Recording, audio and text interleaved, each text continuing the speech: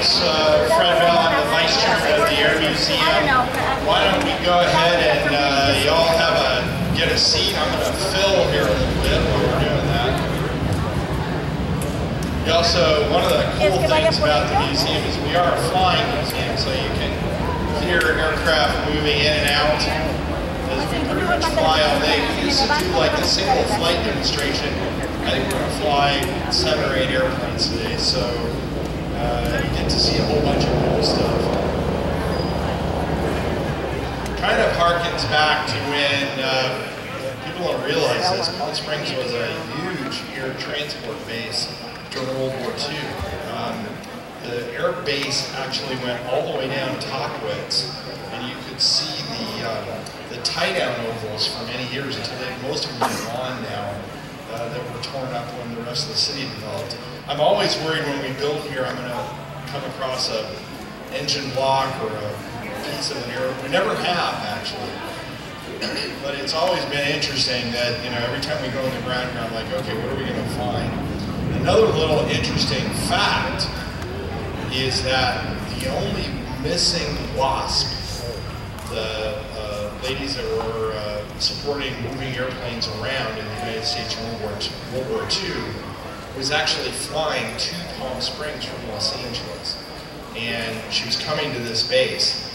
There have been people looking, it was a P-51, people have been looking for that airplane for years, because there's airplane crashes all over these mountains that have never been found. And they've never found her. She's still missing to this day. There's a lot of people that think she turned the wrong way and went out over the water, over Santa Monica, and she's in the water out there. But you got to have somebody go out and look for her, and nobody's ever done that. So that's I'm going to drop a few interesting fun facts on you while we're waiting for people to grab their seats. But that's actually an interesting one. There's also, down at Salton Sea, there's about 35 predominantly Navy aircraft at the bottom of the Salton Sea. Everything from Helldivers from World War II, if you know what that is, Wildcats, BBYs, PBJs or B-25s. But don't go looking for them, because they are all the property of the United States Navy, which never relinquishes title of their airplane. We'll talk about this one, because the museum owns this airplane in a minute. But don't go looking for those airplanes. First of all, who would want to dive in the Salton Sea anyways? It's like diving in pea soup. But those airplanes are at the bottom of the Salton Sea. About every 2 or 3 years, I get some really enterprising airplane restorer calls me and goes, you know, there's a whatever down there. And I go, yeah? And he goes, well, I want to go and get it. And I go, well, be prepared that a representative of the Navy Museum will be standing there when you come up saying thank you for retrieving our airplane. And that has happened many times. The Dauntless that's in our collection came off the bottom of the Great Lakes. It's still owned by the Navy Museum. In the Great Lakes, they're in freshwater, there's still at least 40 airplanes at the bottom of the Great Lakes, because they used to train out there. They do all their carrier qualifying out there during World War II. And a lot of those airplanes would conk out, and they'd ditch, you know, next to these were paddle wheel boats that had flat decks put on them, and they used them to train flight deck operations during World War II. And that's what happened with our Dauntless. Now the interesting thing about our Dauntless is the pilot actually came back they found his dog tag. I think it was his dog tag. Greg, where is he? Was it his dog tag or somebody else's? It was somebody else's dog tag. And, but he actually, Sorensen actually came back to the museum and saw the airplane after he restored it, after he put it in the drink, you know, 40 years earlier, which was pretty interesting. We do that a lot, and in some ways not uncommon with today's event is that this is how we reunite aviators with that airframe that they saw 30 or 40 years ago, and they never really knew what happened to it. So I'm going to go ahead and welcome you to the museum. As I said, my name is Fred Bell. If I can have you rise, are we ready for the National Anthem? Nope, we're not ready. I got a hold. I'm looking at my production guy back there, Greg. So Greg, I need to continue to fill, is what you're telling me. All right, well, we'll continue to do that. Well, I'll tell an interesting story about this airplane. Probably about 4 or 5 years ago, are we good to go? Do I get a thumbs up? Okay, well, I'll finish this story and then we'll go with the next one. About 4 or 5 years ago, we had a guy contact us and say, well, I have an A-7. And I was like, you know, as I just said, the Navy owns pretty much everything. I'm like, yeah, sure you do. You know, we got one of the last F-106s out of the boneyard, which is out there. And now all those airplanes go through a shredder. They are shredded. They look like a big pile of maybe cocoa, you know, sitting there, and then they smelt it all down. But in reality, one of the last of the independent yards outside of Tucson had this airplane sitting there. And so Larry O'Brien, who heads up our restoration group, went over there, and sure enough, the airplane was available, and we bought it. It's one of the rare aircraft that is outside of the Navy collection. A lot of our aircraft here we own, the Corsair or the Bearcat, the Tiger Cat. Most of the jets that are out front, the F-18 or the A-6, as an example, or that F-16, which is a very rare bird, are owned by the Navy Museum. And though they never relinquish those airplanes, like the F-117 that we're restoring now, the Air Force Museum owns that. They're in our forever home here. We restore them. We take all the fun and excitement of restoring them, but we don't ever own them. In this case, I always like owning the airplanes. I never like having a partner that I don't know I have, which is, in this case, would be the Navy Museum. So when we were able to save this airframe, I was really happy about that. Now, how close did it come to getting scrapped? Probably, and turned into that pile of whatever you want to call it, really close. The Greeks were flying A-7s at one point, and those airplanes are all gone now. They're not flying anymore, so there is no reason to keep these airplanes in the inventory and in any scrap inventory. And so I expect that I'd love to take all of them. I think there's probably 4 or 5 still sitting over there. 9, but that's not going to happen. So those airplanes are going to go away, and we'll do what we can to save as much of the pieces and parts we can. But it's sad anytime I see an airplane on the shredder, because the history of the air crews and everybody that worked on that airplane, it's gone. You'll never see that again. And it's always exciting when we can find air crews that actually worked on the airplane. So with that, I am now looking for my assistant who says we are good for the National Anthem. Please rise for the National Anthem. And our heat wave singer, please.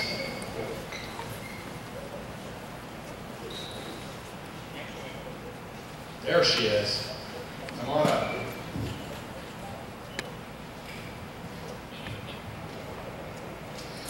Oh, say, can you see by the dawn's early light what so proudly we held at the twilight's last gleaming, whose red stripes and bright stars through the perilous fight o'er the ramparts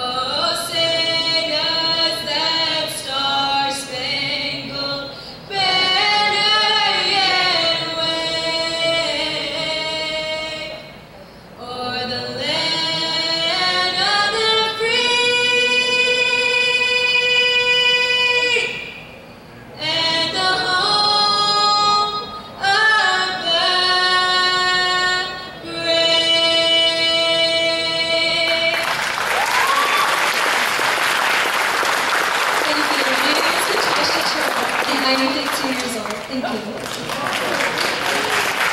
Let's hear it for Heatwave. Let's hear it for all of you that were seeing that. That's music to my ears. I enjoy hearing that. One other little interesting thing, and I actually had to go back and check, is when we built the Korea Vietnam hangar, we had 4 or 5 years ago, we had a lot of challenges. And one of the things that I did was I started wearing Tony Shine's bracelet. His sister knows I wear his bracelet. And Tony, and I checked it today because I went, you know, he's probably reaching over the other side to me. And he flew an A-7D, and he was lost December the 2nd, 1972.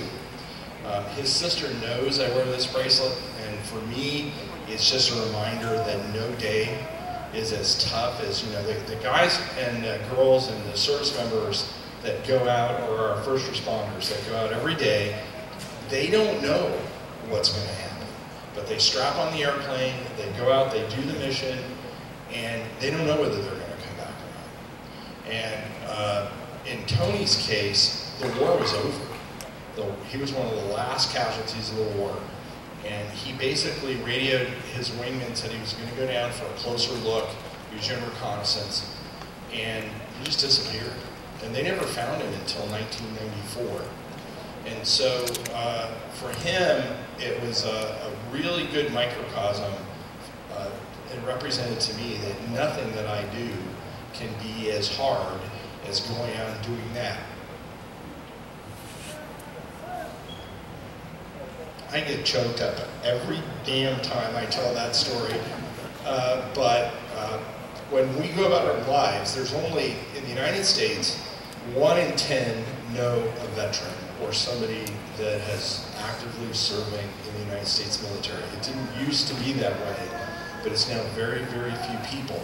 If you get the opportunity and you see active duty service members in uniform, please go outside all day and thank them for their service. As we just saw in Afghanistan, it doesn't matter the mission, and they don't know whether they're going to come back or not.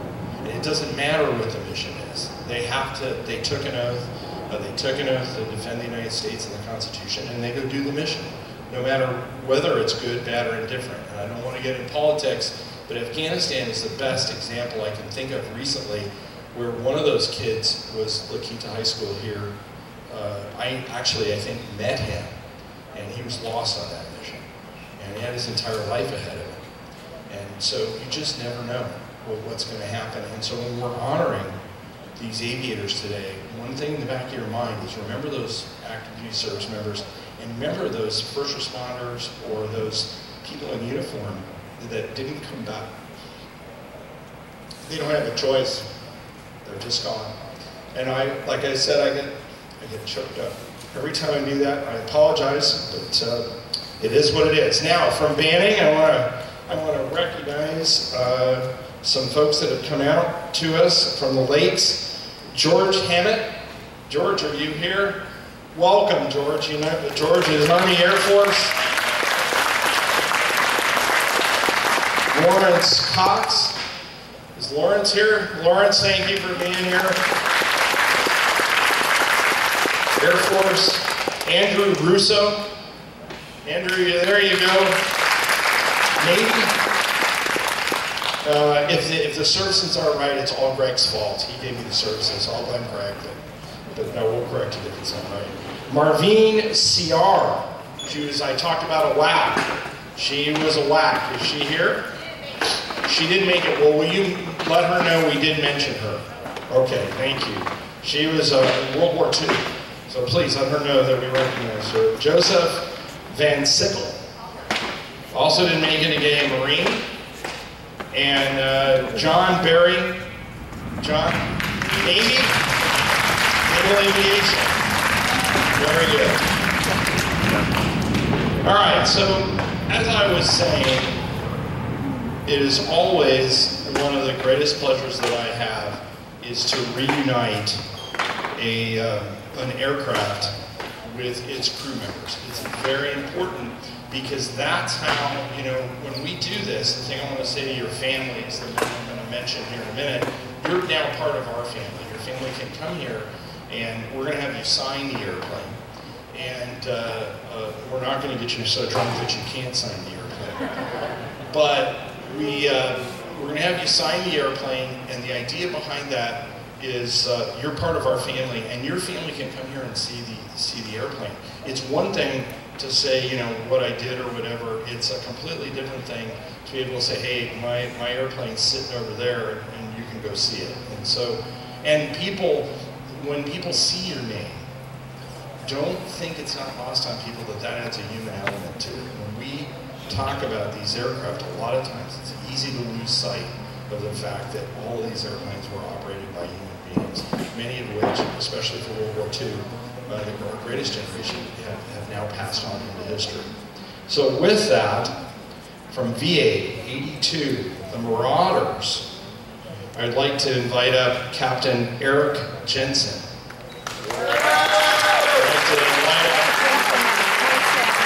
Captain Sid Webster, come on up.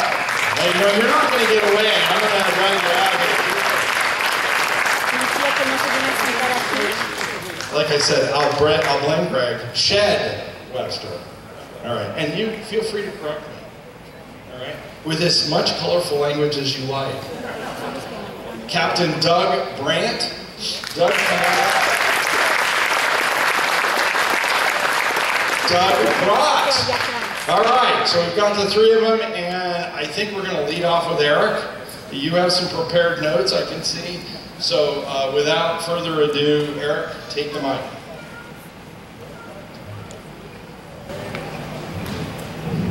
Good afternoon, everybody. It's really good to see you coming out today, and this is a real special day for me and for our squadron. As you said, my name is Captain Eric Jensen, and I stand before you with two of my fellow squadron mates served with in Attack Squadron 82, the Marauders during the Vietnam War. Captain Shed Webster happened to be my roommate on the USS Coral Sea, so we were close. And Doug Brott was also an attack pilot in our squadron. We were deployed to Vietnam September 1969 to July of 1970. And incidentally, our particular squadron had a call sign, and our squadron was known as Streetcar. So anytime you heard Streetcar on the radio, you knew that it was going to be the A-7A aircraft. The Palm Springs Air Museum is dedicated to preserving history. And what I'd like to do now is just acknowledge Larry O'Brien. Larry O'Brien has worked tirelessly on the aircraft restoration that we see today.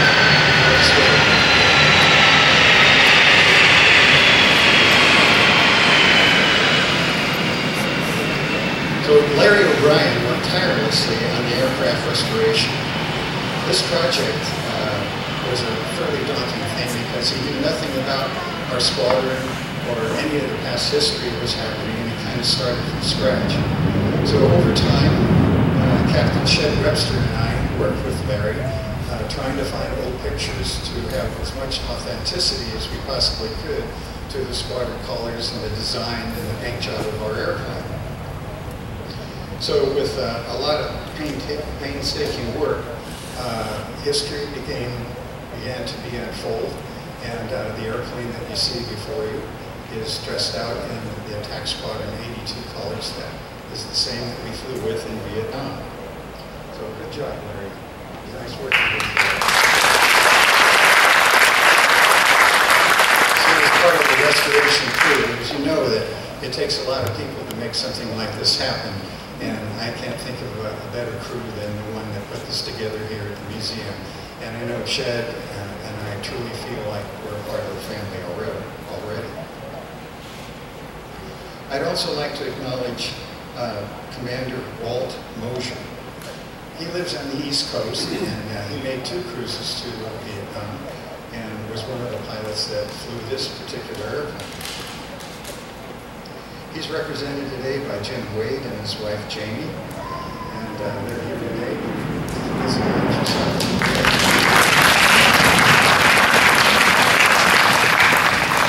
Walt was a passionate member of VA-82, and I called him this morning and I said, hey, check your logbook and let's see if you have any authenticity here. So we checked his logbook and he found that he personally flew 18 combat missions over Laos and Vietnam in the airplane that you see here today. Walt and Larry actually are the bedrock of the project.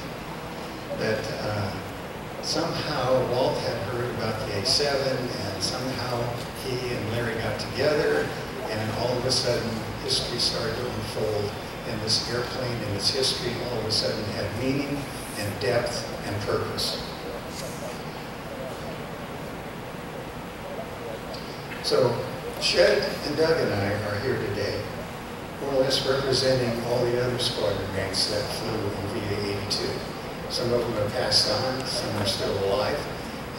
Most of them that I flew with live on the East Coast, and it was a little more difficult for them to arrive today. But we're here representing everybody that flew in Vietnam in our squad. I believe that the Palm Springs Air Museum dedication to aviation history is because of one simple fact, and that is that our stories matter. And if they haven't been here doing what they're doing, those stories would all be lost in time. All the aircraft you see in this museum represent where we have been and are a part of the foundation of where we are going. They played an important part of our past because they represented all that is really good about America. They were created to stand in harm's way, defending you and me in our history. More importantly, as these aircraft have been carefully preserved, what is missing is the individual stories of the pilots who flew them, that took the man and the machine to come together to be an effective force. Time works its ravages, and in a lot of cases, most of the other planes in this museum have outlived the men who flew them. The three of us are here today to hopefully make this A-7's history come more alive for you. Aviation history in this museum is an accumulation of what's gone before, and without that history, there would never be a today. So today, in many ways, is the story of our own living history. In our case, history is what we have seen and what we have personally experienced. It is what we have lived and touched with our own hands. It represents life lived and made manifest simply because we were there and we were the ones who lived it. It is our hope that we can connect our stories with the A-7 that we see here today. On a side note, there's always a friendly competition between the Navy and the Air Force. And the Air Force also flew the A-7 later in the production runs. And the Air Force called the A-7 SLUF, S-L-U-F, which represented short little ugly fellow. And at first it seems like a bit of a slap if you flew the A-7. But the reason they did that was because the A-7 didn't have the stick lines of a fighter. And they didn't have the giant mass of their big bombers. So it kind of was a little bit of a niche. But it was a fantastic Navy airplane. A-7A, Bureau number 152675, just happens to be the very aircraft I flew my first combat mission from the aircraft carrier USS Walt in Vietnam. That date was the 28th of October, 1969. And showing my age, that was 52 years ago, if you're not good at math. Captain Webster and Captain Broad also flew this airplane one time or another that year. And for a time it represented America, it represented you, and it represented me. And because of our age, it was time for us to step forward and do our part for our country that was at war in Southeast Asia. It has found a new home here in the Palm Springs Air Museum and has been rescued from being lost to history. We've had a personal relationship with this airplane, so in a way, its story is also our story. This was a magnificent machine in its time. It replaced the A-4 Skyhawk airplane as the Navy's carrier-based primary light attack jet. Amazingly, this little airplane could carry almost its own weight in fuel and ordnance. It was also one of the first Navy jets to use a turbofan engine, which, to us pilots' demise, made it more difficult to land in an aircraft carrier. And that's all we needed was an airplane that was more difficult to land in our home. The A-7 was very versatile. Besides its primary mission of being a bomber, our standard load in Vietnam was 10 500-pound bombs. It could also be configured as an airborne tanker, and it was used several times to refuel other aircraft airborne. It was used to duel with surface-to-air missiles in Vietnam. The mission called Iron Hand called for the airplane to be flown as bait to ferret out the missile sites in North Vietnam so they could be defeated with the Shrike-Pony missiles. That was always an interesting flight. On the carrier, launching was by one of the ship's 4 catapults. Heavily loaded, the airplane was accelerated from 0 to 150 miles an hour in 2 to 3 seconds flat. The interesting thing is, as a pilot's standpoint, is it would literally squat off the bow when the catapult let go, and we would kiddingly say it while it made up its mind to fly or be run over by 65,000 tons of ship. That was the most exciting part of the day. Just a word that most pilots would be able to relate to. The airplane is an inanimate object. When, as a pilot, we climbed the ladder and strapped in, it was the creation of a relationship. It becomes us. The airplane simply becomes an extension of us, and what happens next is a magnificent thing. There's no describing this relationship and the exciting experiences that come and go in a flash, especially since we were the only ones in the airplane. I think a word about combat is appropriate today. Combat is serious business, but you find out very quickly that if the enemy is in range, so are you. So when that goes like that, it becomes very personal. During the Vietnam War, it's an interesting fact that 98 of these A-7s were lost in combat operations. Of the Coral Seas Air Wing, 23 souls were lost during their deployment to Vietnam, including Lieutenant General David Anderson, one of our squadron's own. The Navy again has a verse that relates to just naval aviation, and it goes like this. Lord, guard and guide, this is a tough one for me, the men who fly through the great spaces of the sky, be with them always in the air, in darkening storm or sunlight fair, will hear us when we lift our prayer for those in peril in the air. I learned personally that war does not determine who wins, only who's left. And it's up to us to live the best lives that we can in respect to those who did not come home. Those who fought for it. Freedom has a special flavor. The protected will never know. Combat changes you, and you're never again will you take freedom for granted. We are naval aviators. That means we're different than U.S. Air Force pilots simply because our airplanes have a tailwheel. And our base, rather than being a long runway that's nailed down, is constantly moving. And the big problem is it has a very short runway.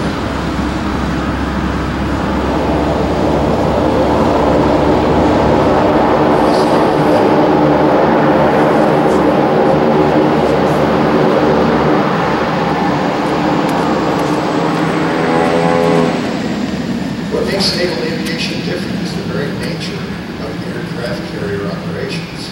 It is precision flying at its best. And flying is very, very forgiving or unforgiving of mistakes made around the carrier. To give you an example of the precision flying that's required, is during daylight operations, when a recovery starts, an aircraft is landed every 45 seconds. At night, when things become a lot more tense, aircraft are landed every 60 seconds. You may wonder why that is. When you have 20 to 30 jet airplanes burning fuel, it's really important to get it back on the ship because there's no airborne tank to fill them up while they wait. In 2 short years of training, we went from college campuses to Navy jet pilot with an average of just 18 practice carrier landings and training. We went to war with the ship as a home, day and night, good weather and foul. Together, the 3 of us have flown over 300 combat sorties in the A-7 aircraft, and many of them were this very aircraft. It's my pleasure now to introduce Captain Ship Webster, who's never been on the Walt sea, and he's going to try and relate what foreign combat missions in the A-7 is like.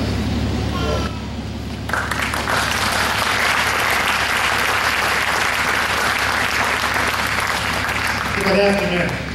I have a question for, are there any retired people in the audience besides the individuals? Show of hands. For those that can't see, that's probably 20% of the people out here. That's impressive. Thank you very much for your service. And hopefully the generations in the future, as Eric noticed, numbers are decreasing that are serving. Keep getting your neighbors to help support the country. So what I'm going to try to do is a little bit different than what Eric did. So just from my background, pretty much the same. But my wife, Pam, and I were married before we went to the Coral Sea. So she spent all 26 years with me and our kids, all of them are here, plus 2 of our grandkids. So they served the military from the shore side while we were at sea. And that's an important aspect to everybody who's in the military, remember that. The first squadron I went to was V-82, and I had flown a total of 11 flights in this aircraft, 7 in the squadron in Vietnam. Well, what did we do? Eric gave us the names of what it is. We flew at day, we flew at night. Typically, when you fly an airplane for a long period of time, you fly about 33% of your flight at night, and the other 67% during the day. Well, in Vietnam, it wasn't that way. 45% of our flights were at night, and that's almost half of your flights are at night, and the other half are in the day. And the cycles we flew, it's not like you get up in the morning, you go up for flight. It was a 12-hour flying day. Some of them started at 8 a.m. and ended at 1600. That was probably 4 days in the cruise. The other ones started at about 1600 at night, 6 p.m., and ended at 6 a.m. Or some of them at midday. It just went for about half a day. You'd leave at 9 in the morning and finish up about 10 at night for the last sort. But any way you look at it, there's a lot of nighttime, a lot of different things that have flown. So for what we did, Eric mentioned briefly bombing. I think we've all seen that in movies or something like that. Search and rescue, looking for people that are missing. Going out and looking around along the borderline where the pilots went down, over land, over sea. Test tops, you've got to check your airplane before you send it out on a mission after it's had maintenance. And there's this thing called spare. For every time we had a sortie, you say 2 airplanes, there was a 3rd airplane manned up ready to go if one of the first 2 airplanes went down. That means you had 50% more people on the flight deck for regular missions. Or you had 1 spare for 4 airplanes if you had multiple bombers. Any of that make sense? Okay. So we're going to go now to a typical combat sortie mission. And they all start and end about the same way, hopefully. That you'd have your brief. That's about an hour and 15 minutes. Then you get out and man your aircraft, check the maintenance log, climb up on the flight deck, get to your airplane. That's about 15 minutes. Then you sit there waiting for the air boss to say, get everybody's attention on the flight deck and get them started up. And that takes another 10 minutes, and you're taxiing up to the cap. Now, taxiing, you know what that means? That's the airplane like they're doing out there, just moving on their own power. Well, in a carrier, you can't move until somebody, a yellow shirt, one of the enlisted guys, moves you around the deck, gets you to the cap, and guide you, and you get locked into the arresting view. And physically, you get locked in. When that happens, that launch shuttle can fire. It doesn't because they haven't told you to go to power, and you get this wind-up signal from a yellow shooter right down here, and you go to full power, check all your instruments, everything's there, and if it looks good to you, you salute the launch officer. And he's the guy who's sitting down there, he's sitting like this, just saying, spinning up, and he looks around, makes sure the cat's good, puts his arm down. Next thing you knew, you're doing 150 knots, 2 seconds later at the end of the runway. And if you do drag racing, well, we didn't know how to do that either. But when that airplane fires, you're doing 150 knots, 200 and some odd feet later. That's kind of fast. So the first thing you're doing is trying to get your eyes unlocked from wherever they were looking in the back of your head, and you get to fly off. Eric described it, sags and flies. That's the easy part. From there you launch out, you go to about 10 miles, then you climb up overhead the ship, your rendezvous, which means join on, your lead, or the flight you're with, or whatever it's going to be for the day. And you proceed on to the target with your lead, changing radio frequencies. We go from the ship to an airborne command post to a FAC, or forward air controller, who would deal with this. And from there you conduct your mission, recover up, come back, and wait above the carrier at 20 miles out and stacked up. You take 60-second interval, come back and land. That's every mission. So beside that, there are a few things we did when we were out there, and I wanted to give you a little bit about those. And I picked 4 different missions that are totally different from each other. None of the blood and gore or anything like that, but just what is happening in the airplane, what the pilot's doing, and what you're trying to get accomplished. The typical one that would go as a 2-plane strike, or it could be 4-plane, that's 2 sections, the 2 flying together. Or it could be an alpha strike, which is anywhere from 20 to 35 airplanes, all going airborne, all going at the same time and attacking a single target within about 90-second interval. Think how many airplanes that is, where they're going in, how they're doing everything, you get it coordinated. But going to that area and coming back is basically the same for every flight. On the flight in Vietnam, when we were there weren't too many SAMs, just missiles, the big ones you see. They're there, but there weren't too many. Our first few months there, it was small bullets, 23 millimeter, 57s that came up red, and 100 millimeter rounds. That's all from the gun. And if you just had a single, triple, 23 millimeter sight, it had 4 barrels firing at you. You had a series of 4, 7, 8 sights in one target area if it was a hot target area. Or you may go someplace where there are no enemy on the ground. But each one of these weapons had a different, distinct impact as they get impacted. They could hit your airplane, flip you over. Those things all happen to many of us.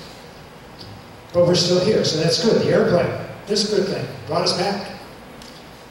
In the bombing room, for any of those missions, anything we did, basically you're going around in a circle one way or the other, and you're going to roll into the target. The first aircraft's going to roll in, and usually nothing happens. Then the second one rolls in, then the third one. Well, about the second or the third one, the gunners have the idea. And all of a sudden you see red tracers coming up, or white tracers, or great big ones that just go bang at your altitude, depending on what it is. That could be anywhere from 3,000 feet to 5,000 foot to the 10,000 foot range. But they're all controlled by radar and people down there on the ground. So what you don't want to see is, if I'm flying right at the target right there, and I see bullets coming this way, guess who's in the middle? That's the airplane. So you're trying not to stay in that position, but it can happen at any time, and it did, and does for all the different calibers. The idea is you get out of the way and continue your mission. Continue on, but that happens. So that's what any aircraft looks like. One of the strangest ones I ever experienced with one of the other pilots, we were flying in, I think it was May of 70, and we're at 20,000 foot, all our lights are off, we're flying a half-mile apart, but it's a full-lit moon.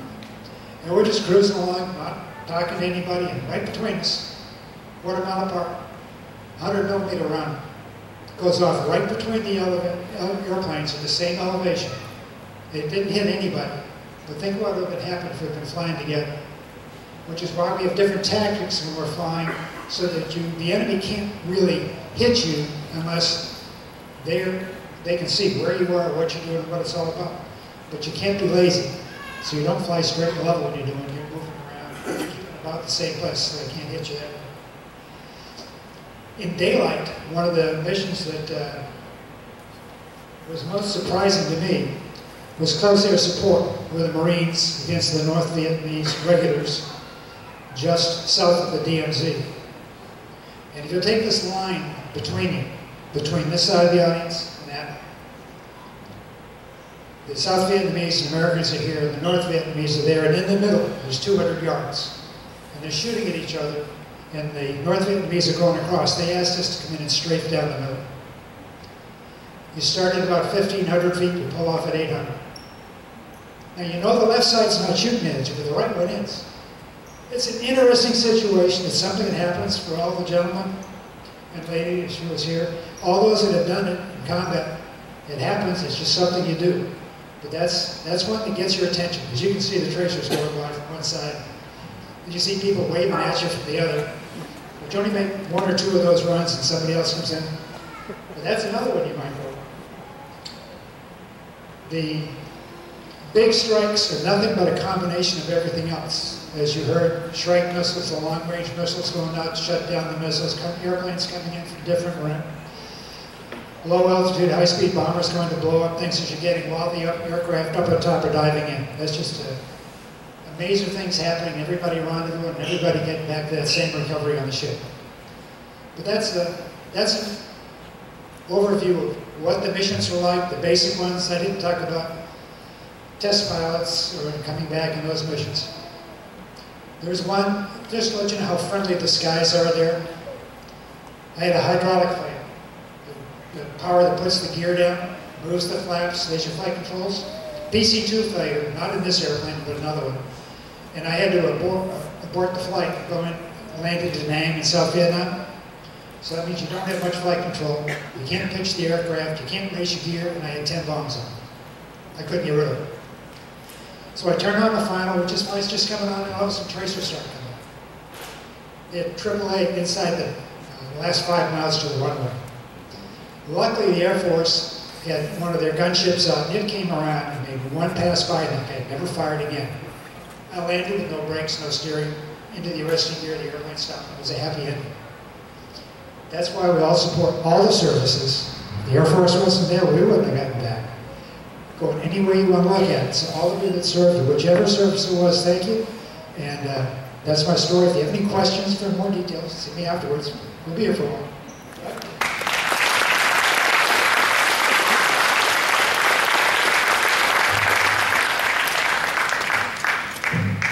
What else can I say?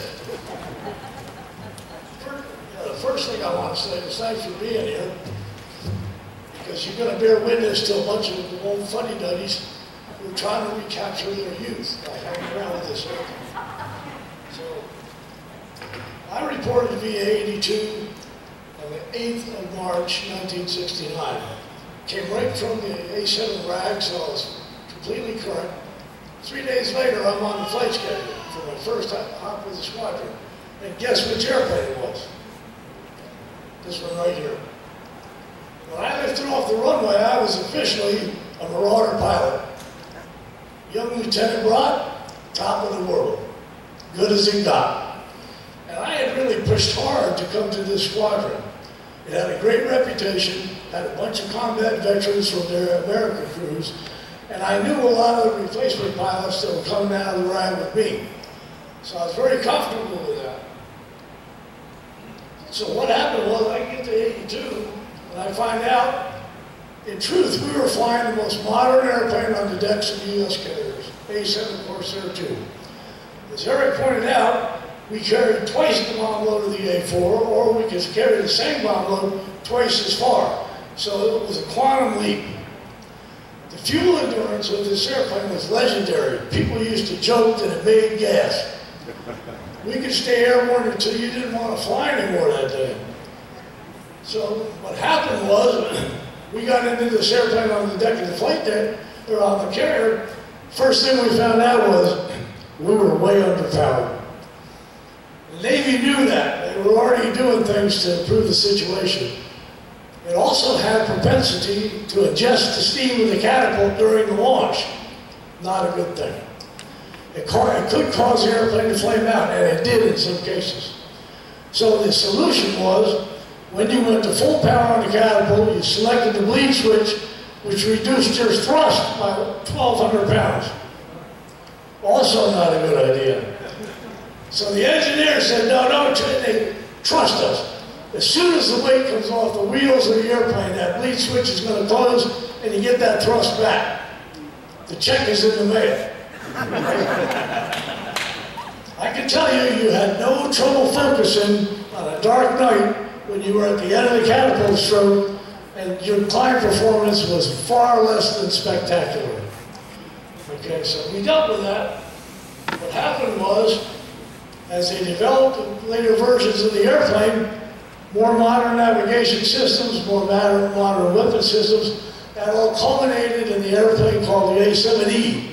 And the A-7E was the quintessential model of this aircraft. And it flew from 1971 to 1991 in the Gulf War. It also had a number of firsts. Captain Rosemary Mariner, when she qualified in the A-7E, was the first female aviator, U.S. aviator, to qualify in a tactical jet aircraft. She later commanded an operational squadron. So when we left the Coral Sea, we looked at that era of up to 91. We were the last single-seat, single-engine aircraft on the flight deck for 29 years. Until early this year when the F-35 deployed on the Carl Vinson. So that's a pretty big gap when you think about it. We were kind of looked at by the rest of the air wing as blue-collar aviators. We weren't glamorous. We weren't trying to shoot down other airplanes. If we went supersonic, it was because we made a big mistake. The bottom line was, there was nothing romantic about the light attack mission. They called it air to mud. Okay? We didn't wear scarves, we didn't have tailored flight suits. We actually probably looked more like Larry the Cable Guy. But I can tell you this, the A-7 was an ordnance truck. And when we took off, we knew we could take that ordnance to the target and put it on the target. And that was respected. The forward air controllers loved us because we could show up and hang around for a long time, big variety of weapons, stay there in the area as long as they needed us, and then return. The strike group commanders and the air wing commanders loved us because we could generate more sorties every day than any other airplane in the air wing.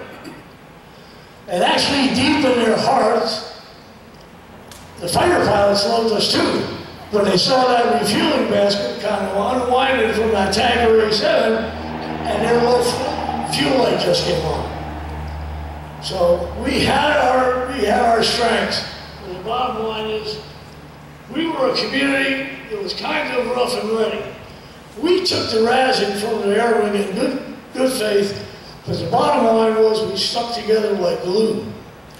We were hard-nosed, we were gritty, we were rough and ready naval aviators. And we took pride in that. So during that 69 and 70 cruise, that marauder spirit kept us going. That was a long cruise, September to June. September 69 to June 1970. So for me, the significance of this lake cannot be overstated. To see this old warrior rescued from the salvage process is just a joy to behold. And when I look at this airplane, I say, now, you know what this means? It means that the men and women who worked and flew this airplane, their children and their grandchildren can come to this museum and stand face to face with this wonderful jet. That means a lot. It's a great deal. Thank you for saving her for us. We appreciate it. It was a great job. She carried us and many of our squadron mates into combat, and more significantly, brought us home every time. So in closing, what I want to tell you is, in this light attack community of ours, and let's start with the A-1 Skyway, go to the A-4 Skyhawk, go to the A-7 Corsair II, we had a mantra that I hope will always live in the annals of naval aviation. Guys, come on up. Are we ready? Ready. There is no slack in light attack. All right.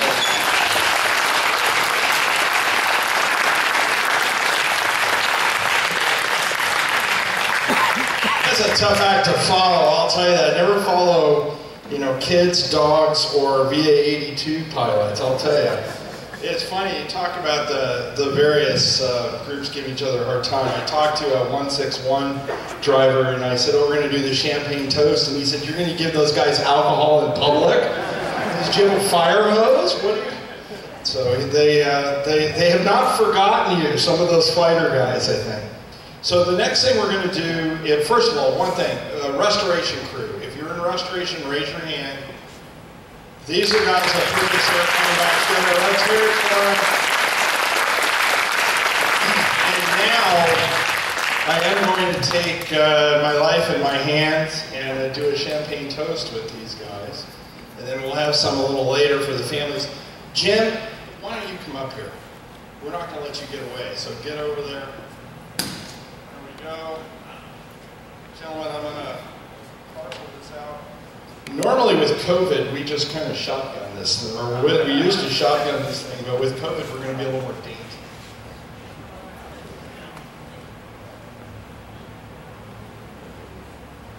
The EA-6 pilot, the A-6B pilot. There it is. Do I have a bigger glass? The EA-6B pilot, tell you how the Navy has changed. We had an EA-6B actually fly in. And I did this and he about wet his pants. So they're not used to doing this as much as you guys. Apparently you guys partied pretty hard. So. There we go. All right. Gentlemen, to your crews, to your air crews, the maintainers, the United States Navy, and all your families, I salute you. God bless you. There we go. There. Cheers.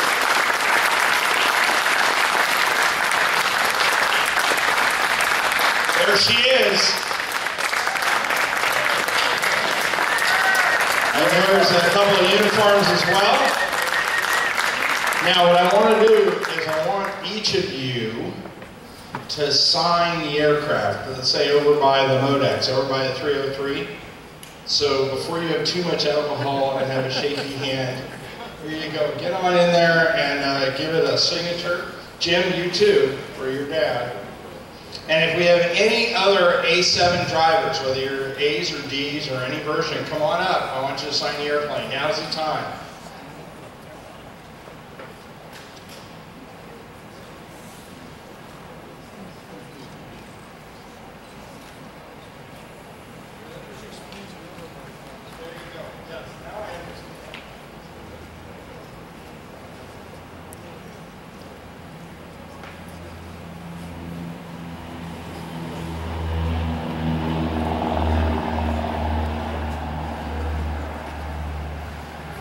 If you're from another unit, get your unit, and if you have a call sign. There's an Air Force driver up here, I can tell one of them. You know, they don't fly on aircraft carriers because there's no golf courses. I'm going to pay for that. No cable TV. You know, I got to have a little bit of the rub going here at the services. What's the good fight between a bunch of guys over an airplane? All right, Lilac, put your unit and designation there.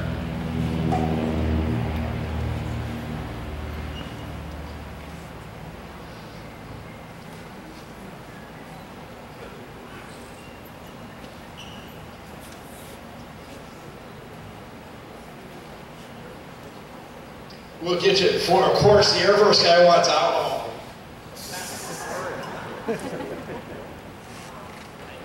I know it's a little stressful up here with these Navy guys, but I'm going to have fun with lilac till it kills me. You know, the amazing thing is also sometimes, like with our F-105, that pilot there, who's on the airplane, lives in India and flew that airplane over Hanoi. Imagine that was very strange when he walked in and said, hey, I flew that airplane. All right, what we're going to do now, we get one more. We're getting a little bit of an addition there. All G-rated, please. Yes. By the way, I like the G-rated version of the Sloth Gentleman. That was very helpful. We don't need that on videotape. Yeah. All right, why don't we get all of you, you want them in front of the airplane, we'll get a photo shot? All right, why don't you all come in front of the airplane, maybe over there by the stars and bars, and let's get some photos of you. Come on up here, family members. You don't need me. All right, get together like you like each other. Jim, get in there. All right, there you go. Get on up here and get some pictures.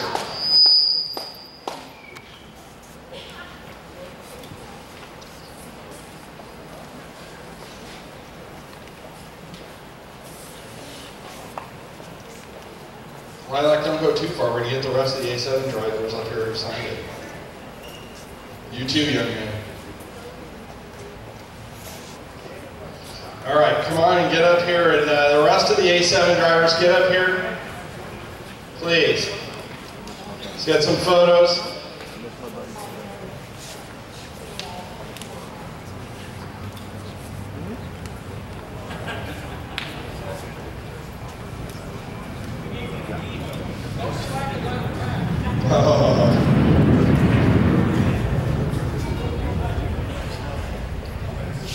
Yeah, I was pretty worried when he started there. I was going, oh boy. All right, what we're going to do now is I'm going to pour a little more champagne. You're welcome to come up here and get one of these. We're going to start with birthday cake over there because it is the museum's birthday today. It's actually our 25th year in existence. God bless all of you. Thank you for being here. God bless the United States Navy, all of our armed services, and these pilots. Enjoy. Have a great day, and thank you for visiting us.